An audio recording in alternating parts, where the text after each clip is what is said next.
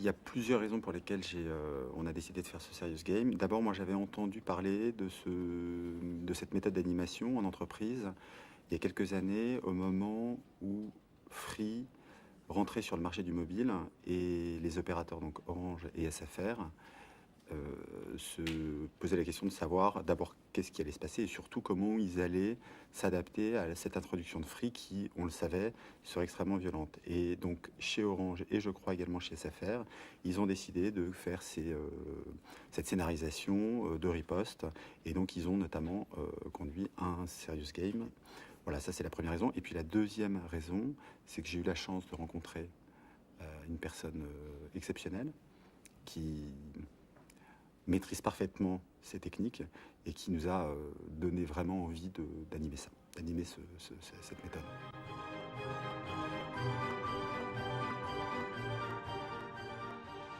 Le jeu était parfaitement approprié à la situation. En gros, on était dans une situation où on avait un niveau de concurrence qui était extrême, et qui est d'ailleurs toujours extrême, des scénarios de riposte qui étaient très difficiles à déterminer.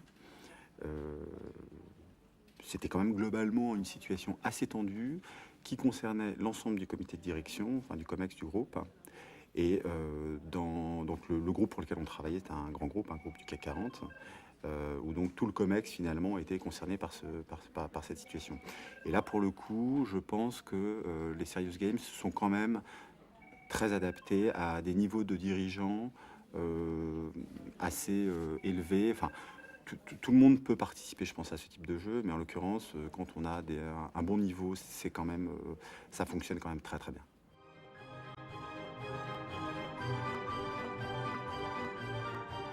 Alors, la préparation d'un serious game, c'est quand même quelque chose.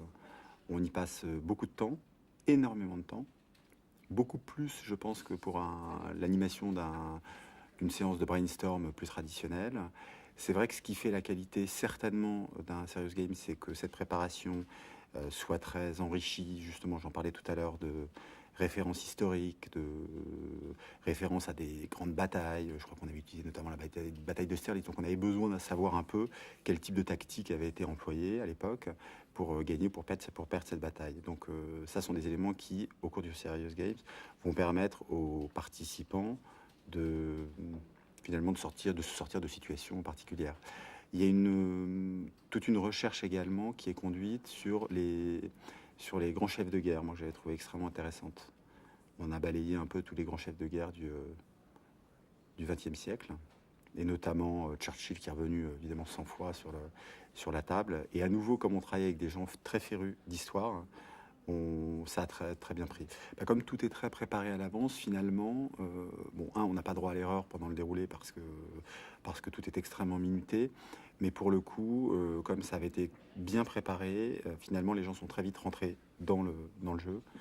On avait, euh, on avait prévu des costumes, ils avaient installé leurs bérets, il y avait des toiles de camouflage là, qui étaient installées. En plus, on avait la chance, c'était de se retrouver dans une situation un peu exceptionnelle, puisque le lieu, c'était un hôtel de luxe qui donnait sur la Tour Eiffel, donc on avait une baie vitrée qui donnait sur la Tour Eiffel, c'était quand même superbe.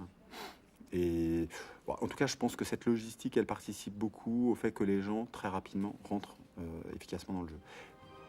Voilà.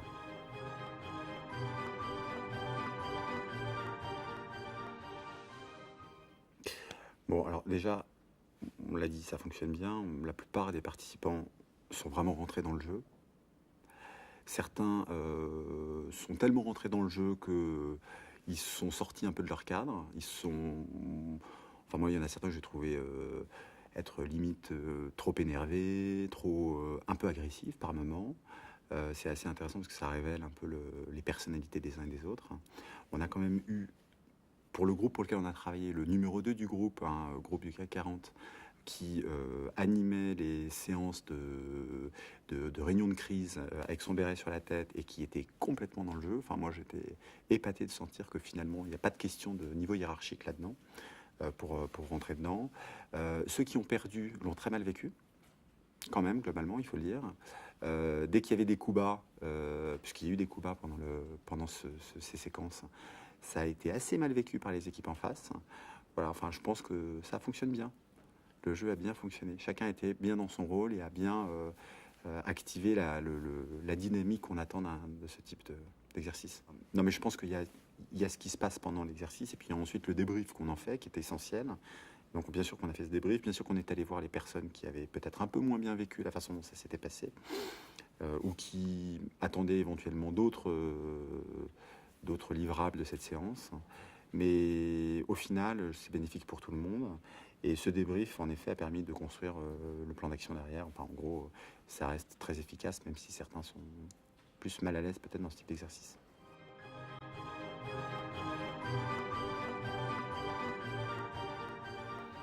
Je pense qu'on se prend au jeu, c'est le cas de le dire d'ailleurs.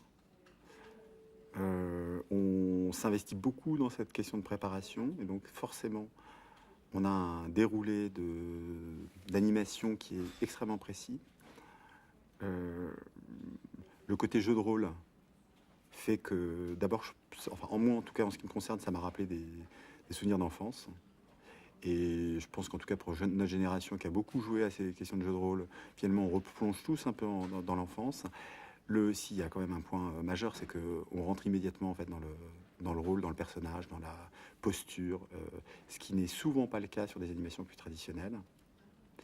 Et puis oui, voilà, ça fait appel à notre partie un peu reptilienne de notre cerveau. Là, ça réveille un côté un peu guerrier, un peu de l'attaque-défense, dans lequel finalement 80% des gens rentrent à nouveau extrêmement rapidement. Voilà, je pense que c'est vraiment la grande force de ce type d'animation, mais c'est vrai que c'est appliqué et applicable à des situations un peu extrêmes. Je pense que ça s'applique quand même à des situations extrêmes. On en trouve toujours hein, dans les entreprises, mais il faut des situations à fort enjeu.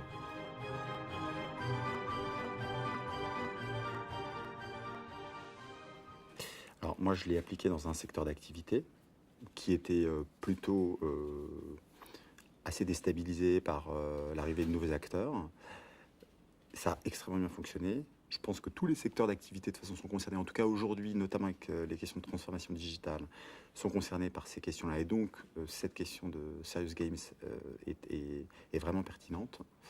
Et alors, si on élargit un peu la question, je pense que c'est applicable un peu à tous les domaines d'activité, y compris, je pense, dans la vie perso. Enfin, moi, je sais que après avoir fait ce Serious Games qui avait très bien fonctionné, dans ma vie personnelle, dans ma famille, avec mes proches, etc., je me suis rendu compte qu'il y avait des stratégies qu'on pouvait appliquer et des tactiques plutôt qu'on pouvait mettre en œuvre et qui permettaient finalement de se tirer de situations un peu délicates. Et depuis, j'ai appris que, en effet, si vis pacem, parabellum.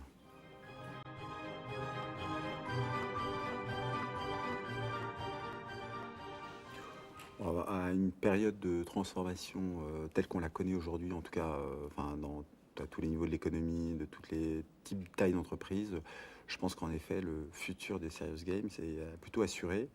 Et voilà, puis d'ailleurs, ça tombe bien parce que, en tout cas en ce qui nous concerne, en ce qui concerne mon activité, on s'est un peu spécialisé dans le déploiement de ce type de pratique et j'espère que ce sera une occasion pour nous de conduire beaucoup de missions autour de cette activité qui est absolument passionnante.